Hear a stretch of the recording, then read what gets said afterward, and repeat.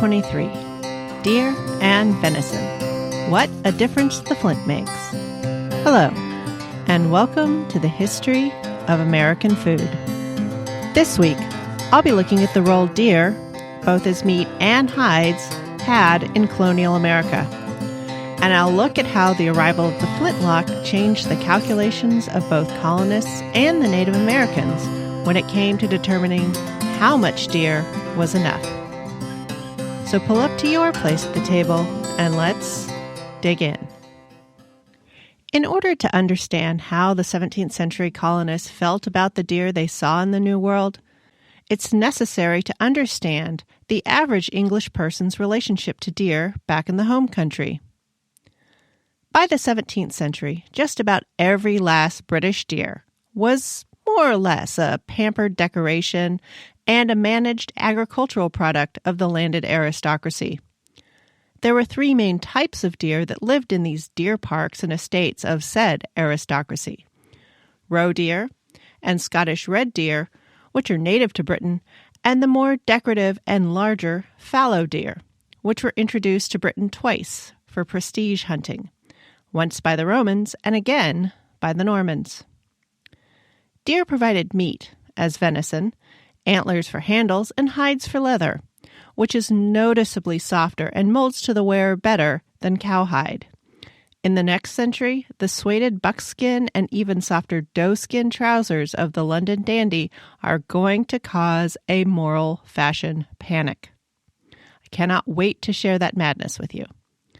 Because these deer-based items were mostly in the exclusive possession of the royalty, nobility, and gentry, the landed classes, they were seen as status items and luxuries, what is now termed aspirational. Also by the 17th century, deer poaching in England was on the rise, due to a combination of factors that included the decade of disorder caused by the English Civil Wars, and the increasing numbers of displaced peasants as a result of the spreading use of the Enclosures Acts, which continued to push people off farmland and ended the communal use of parklands. The colonists, mostly made up of city people, religious refugees, common laborers, displaced peasants, discharged soldiers, arrested prostitutes, and handfuls of adventurous, hopeful, and/or desperate orphaned teenage girls, all of these were not landowners. So they all would have seen deer as an object of luxury that was out of reach. Also, except for a few of the displaced peasants and possibly some of the soldiers, hunting a deer would also have been completely out of reach. Regardless of whether any of them could have caught a deer, there was a common feeling that this wild animal, this creature of God, could be the possession of a particular man, and off limits to them was contrary. Wild animals should be free to the man who could catch them. It was with this attitude that the 17th century British colonists arrived, whether they were early arrivals in New England and Virginia, or they were later arrivals to the middle colonies in the Carolinas. And when they did arrive, they were a bit stunned to find deer, and not just some deer, but lots of deer, and big deer. White-tailed deer are the deer of the east coast of America, and except for some island-bound subspecies, they are larger than the roe deer of England and similar in size to the fallow deer, at about 150 pounds or 70 kilos for bucks and around 90 pounds or 40 kilos for does. While the colonists were repeatedly disdainful at the utter lack of domesticated animals like cattle and sheep in the New World, they were also in awe of the apparently infinite and surely inexhaustible supply of deer.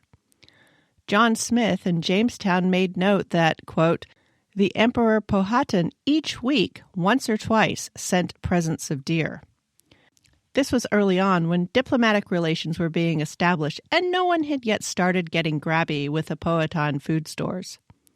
Another early settler wrote, hard by the fort, 200 in one herd have been usually observed. Part of the hype copy sent back to England and shared by Richard Hakluyt, one of the early boosters of the New World colonization, to illustrate the generous bounty to be found in the New World, included descriptions of does bearing twin and even triplet fawns. See, the The promise of double, no triple guaranteed returns has been a part of the invest now so you don't miss out patter for centuries. But for the most part, these deer, despite their abundance, were initially a closed book to the first colonists. As I said earlier, none of them had any experience hunting large game by hand, and the only firearms they possessed were matchlocks. These muskets were fine for defending a fort where one was stationary, or shooting at large flocks of birds, which they did. But the slow-to-fire matchlocks were no good for stalking deer who would smell the burning punk or match and take off. So while the early colonists may have shot or netted birds, they mostly had to trade for deer. And this was one of the earliest points of strife between the Pilgrims and the non-religious Mayflower passengers, or the strangers that came with them. The Pilgrims would trade for venison to eat. They were here to build a nice, closed, self-sufficient utopia. But during the startup period, a hungry separatist has got to eat in order to build houses and process fish to pay off the transport debt. The strangers, on the other hand, were looking for a market and ways to make money. As a result, they would buy meat and hides with metal tools, wool cloth, imported nails, and with trade goods like glass beads, mirrors, and needles. Once flintlock fowling pieces, muskets, and later rifles arrived, the strangers would even sell firearms to Native Americans as a way of hiring them as hunters to provide a quota of deer. This use of deer as products to sell in England to make money beyond paying for their passage was seen as too worldly by the separatists. It was also entangling the Plymouth settlement with the native population in ways the separatists didn't want. Which, from all the way out here in the 21st century, it feels pretty rich since these same separatists were, quote, taking in poor Indian children as sculleries and other houseworkers for no pay, but to simply expose them to Christian ways and the English language with the goal of taking them out of their savage way of life and civilizing them. As with ludicrous investment return promises, this era also offered to pay you in exposure opportunities. So for the 17th century colonists, the New World offered access to deer, but it also provided new opportunities for unintended consequences. Many colonial arrivals have utterly altered the North American continent in ways that are irreversible. I've always seen disease as the most impactful: malaria, hepatitis, smallpox, measles for starters. But the arrival of firearms, particularly the flintlock, and the even more portable, more powerful, and easier to fire items that we continue to invent, have also altered the landscape and the fate of the American continents. In the 17th century, it was the flintlock. This was the most portable, the stealthiest, the most water-tolerant firearm yet. Instead of needing a live coal to light a fuse, all that was required was a bit of powder sparked by the strike of steel on a chip of a flint stone. The amount of knowledge and practice needed to unleash deadly force was reduced once again. The colonists now had a tool they could dependably use to hunt deer and other animals. But those colonists looking to start up serious deer hide import businesses also had a new powerful tool for recruiting Native American hunters, and to start to build a volume business where they had an item to buy, the hides, but more importantly, it came with an automatic sales channel and shot for the flintlocks. So the trader looking to recruit hunters to turn in skins that could be sold to England and haunches of venison that could be jerked, salted, potted, or even sold fresh locally had the ammunition to sell, but also fabric, iron, axes, and hoes. Ships looking to load up on New World raw materials would sail from Europe with bulky items like linen and cotton cloth, wool blankets, household goods like china and glass, maybe a few hops, and then ballast with lead ingots and iron tools.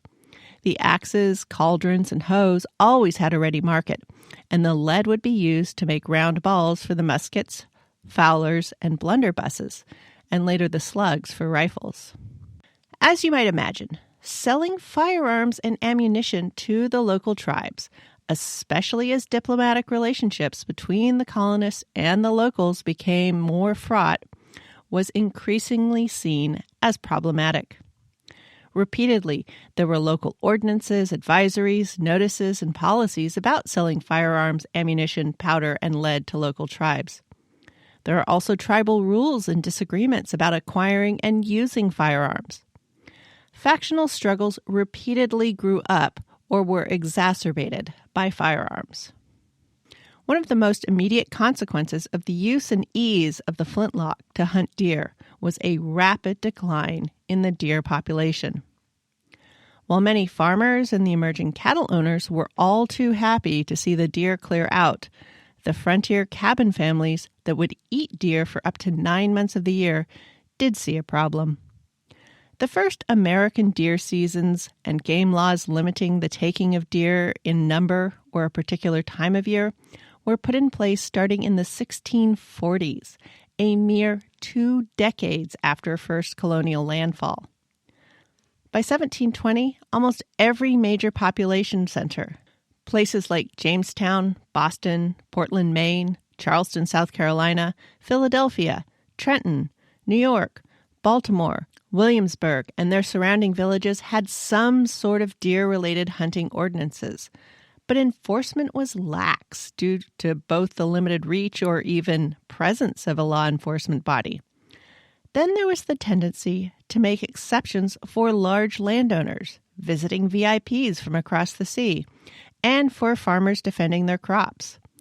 A blind eye or a wink at the rules was also directed at the deer harvested specifically for the deer hide trade with England. Municipalities and institutions started allowing deer harvest on their granted lands and were able to collect taxes on the hides as a method of raising money. That's right, more and often large land grants were handed out to families by the rolling series of kings during the rather tumultuous 17th century. After the prosperous but lively 44-year reign of Elizabeth I, the throne would have many occupants after her death in 1603. She was immediately followed by James I, then Charles I, then there is what's nicely known as the Interregnum or the English Civil Wars, then Charles II, then James II, who was just a total mess and was booted out after 3 years to make way for William and Mary, who cleaned things up and just barely made it out of the century. All of that turmoil meant there were lots of wars and fighting going on, which meant lots of kingly debts. One way these debts were discharged was through the grants of large tracts of land. And with the New World on tap, that is where the large tracts of land were granted, including, as I mentioned last episode, to William Penn to settle King Charles II's debts with his father, Admiral Penn. On these large tracts of land, as the plethora of deer diminished to just some deer, the large landowners set up deer parks, just like back home. Unlike back home, more kinds of people were landowners than had ever been in England. So to keep track of all the landowners, there was a parallel rise in American boundary laws. This formalization of land ownership, legal structures, and the arrival of effective deer hunting firearms also did something interesting to the hunting and consumption of venison. At the very start of colonization, venison was traded for and often eaten communally, or at least immediately. It was food for everyone who could get it. After the arrival of the flintlock, venison became a product. There was sun and fire-dried venison that became travel and military rations. Colonists would also begin to encounter pemmican, the mixture of game meats, including deer, fats, and dried fruit like cranberries, huckleberries, hawthorn, or mulberries. That was the preferred trail ration of the Native Americans that inhabited the Northeast. We will explore pemmican in more detail in the 18th century as it becomes the focus of its very own war. Despite venison's plenty at the start of the 17th century, the desire for domesticated meat, beef especially, pushed venison off the everyday table of the everyman colonist. As American settlements grew and saw themselves as civilized farming communities, many began to consider venison as something mostly eaten by grubby frontier people who were explorers or trappers or just those who didn't yet have cows and had to scrabble for it themselves or had to trade with the Indians. Such people would be written of as, quote, no better than carnivorous animals of a superior rank, unquote, by John Hector St. John de Crèvecoeur, a Frenchman who would become a naturalized American citizen after the Revolution. Alternately, if venison was shot by rich landowners on their own land as part of a formal hunt that made sure to follow the rules of the fair chase, venison became a luxury, rich people food. Eating deer quickly moved from something everybody did when they could, due to a paucity of choice, to something done at one fringe of society or at the other. It was done by people who were so poor they had no choice, or by the very rich who did it as a lark, and ate venison because they could, alongside beef and fish and fowl and pork, not because they had to. Part of this went with the mechanics of hunting deer.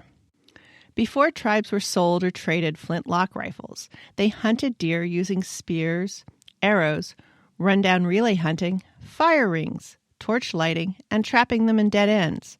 But again, as city people and non-landowners, the colonists would mostly have seen these methods as exotic, wild, or savage practices, especially when compared to hunting a deer with a flintlock. The irony of all this, every single one of those methods, arrows, spears, the chase, torch lighting, dead-end trapping, these were the exact same methods used by the English, though they typically did it with hunting dogs. I mean, there are breeds of specific deer hounds in Europe. But the city people and other non-landowners who didn't hunt would have been decades or possibly centuries removed from such practices, and thus saw the gun as modern as civilized and all the other hands-on practices as the work of savages on a wild frontier.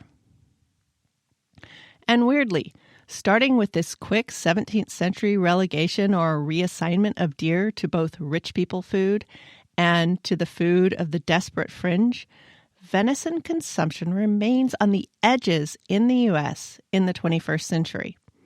And this is despite deer being both delicious and much better for both the environment and meat eaters than our modern feedlot grain-finished cows. And they are presently so underhunted by either humans or their natural predators that they are a menace to farmers, gardeners, and worst of all, themselves, due to food shortages and the variety of diseases exacerbated by overpopulation. While the average person may have been averse to or had a hard time finding venison, by the end of the 17th century, deer hide and antler products were a very different matter. While cows have just that one set of horns, deer, along with moose, elk, and so on, shed their antlers every winter after mating season. So deer antler handles on knives and other tools were a common thing. The discarded antlers could be found just lying around the woods after all. No hunting needed, and minimal processing was required. Deer hide, on the other hand, had to be processed, and that was a longer, more complex, and generally stinkier production. Agents of English merchant houses stationed in the Americas would typically get hides dried or roughly tanned from Native Americans and send them back to England along with timber, dried and barreled fish, tobacco products, and so on. Incidentally, it is in this early era, when there was a shortage of exchange currency, deer hides became a reasonably stable item of exchange. The skin of a large adult male deer, or the buckskin, tanned to average quality was the standard. There seems to be overlapping evidence that one word for a medium of exchange was transferred onto the new one. especially as the currency of the New World was so shaky for so long. So buck, the skin, and buck, the dollar, have some connection, but it doesn't appear to be a straight line, just as with that salt and salary thing. They're connected somehow, but not in any easy, direct manner. But deer population management, hunting conventions, and currency etymology aside, when 17th century colonists did eat deer, how did they eat it? First of all, they were certainly butchering it into at least large primal cuts, haunches, shoulders, and so on, the same way domesticated meat was portioned. Like most other meat of the time, this venison was well exercised, extremely lean, and definitely not guaranteed parasite and disease-free. So hanging it for a bit to allow a little gentle rotting to start, which would loosen up the tough muscles, was often the first step. After this, a thorough beating with a mallet or axe handle was common for coaxing an edible texture into the meat. After such rough handling, cooking it extremely well all the way through, and well done, was definitely the order of the day. The hunter and frontier family might roast a haunch or chunks of venison over a fire in the absence of a civilized fireplace and cauldron cookery setup. But where pots and cauldrons were on hand, it was much more typical to par-cook the meat gently in simmering water, which would also make a bit of broth, and then cut it up into spoon-sized gobbets, which were then finished by long cooking in a stew. Commonly, the spoon meat would be long simmered with some root vegetables. Turnips and parsnips were plentiful, and a variety of greens, any sort of brassicas like cabbage, turnip, kales, collards, and so on. On the rich man's table, things were much the same, though the boiled venison might be served separately from the vegetables, and possibly with sauce made from the brains, egg yolks, a bit of sack, which is a sweet wine, and some mace, nutmeg, and possibly other spices on hand. Roasts or slices or steaks of venison were nearly unknown at this time. Again, the fork being a farm and kitchen tool, but not part of the table setting. And boiling, simmering, and stewing being considered the civilized way of cookery. Open fire made more sense for tenderer fare, like fish and fowl. Any deer meat that wasn't eaten right away would mostly be dried, either in the sun in small strips as trail food, or in larger pieces next to a smoky fire. 17th century fireplaces often had an alcove specifically used for hanging pieces of meat to hot smoke them into a dry, leathery substance. The dryness kept away many creepy crawlies, and the smoke did the rest. Smaller pieces of meat would be hacked off the large haunch and added to stews to rehydrate during a multi-hour simmer. Later in the 17th century, as people made or acquired pottery and began to have reserves of culinary fats, they were able to make the fearfully tough venison into something tasty and shelf-stable through the process of potting. Potted meats were the fare of the homeowner or the prosperous farmer of the later century, rather than the earliest colonists.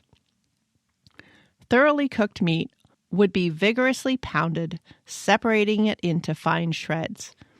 Deer or beef or pork suet, that's the hard fat from around the kidneys, would be added along with salt. Depending on the affluence of the household, pepper, nutmeg, mace, sage, or other spices might be added. This mixture would be placed in a pottery vessel and covered over with a layer of suet or butter to keep out the air. This would be covered a second time with a piece of leather tied over the top. The resulting potted venison would often be made into farces or force meats, which will reappear when we get to fowl, or the birds of the air. They were an important part of making those scrawny avians tasty. Remember, that stringy lean meat had to be hung and pounded before it was palatable. The real prizes, for both their rarity and relative tenderness, were the offal parts, the kidneys, the lights, or the lungs, brains, tripes, or stomachs, heart, and so on, just as with the same parts from the cows and the sheep. The fact that deer were butchered out this way in the 17th century is attested to early on, as notes were made by early European explorers remarking that Native Americans sometimes cooked deer with the organs intact, and that was considered strange. And it wasn't just the relative tenderness and comparative ease of cooking that these offal parts offered. A pudding or pie made with the offals or umbles of a deer was seen as a prize of having access to a deer park in England. As a result, the umble pie would have been a prize dish of the late 17th century table when wheat was finally available to make pies in the American colonies. The lean deer meat could be preserved by smoking and other drying methods, but the organs, kidneys, the hearts, the lights, and especially the fatty brains and liver had to be eaten fairly fresh. Before the arrival of wheat, what likely would have appeared first would have been a sort of deer scrapple and deer haggis. Modern scrapple is a version of an old-school savory pudding that uses pork offcuts and, most importantly, cornmeal.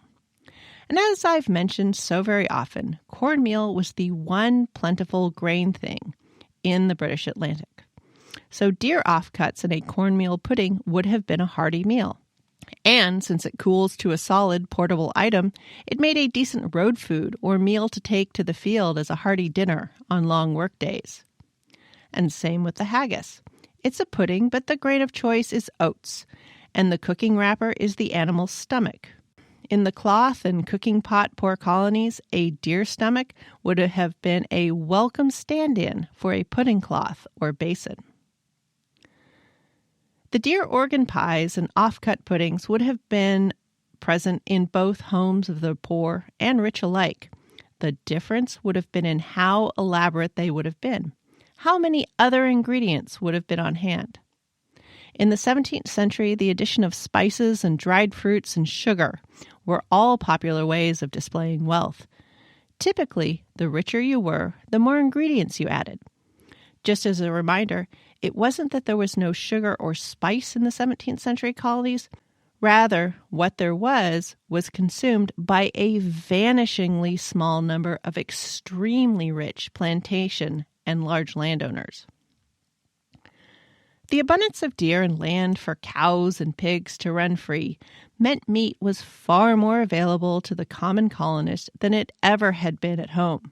But sweets and spices were still absolutely not. So in the British colonies, sugar and spice were aspirational, but meat had lost some of its air of exclusivity.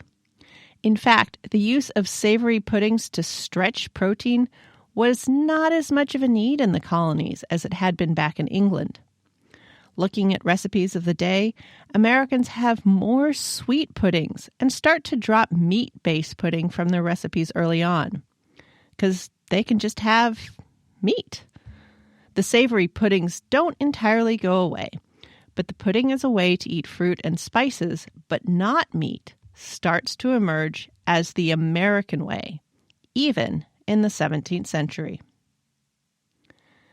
So deer meat was a welcome addition to the early colonial tables, and deer hide sent back to England was a way for colonists to get cash. But the rapid relocation of deer from everywhere to either the frontier or the rich man's deer park meant venison never made it as a real player in American food.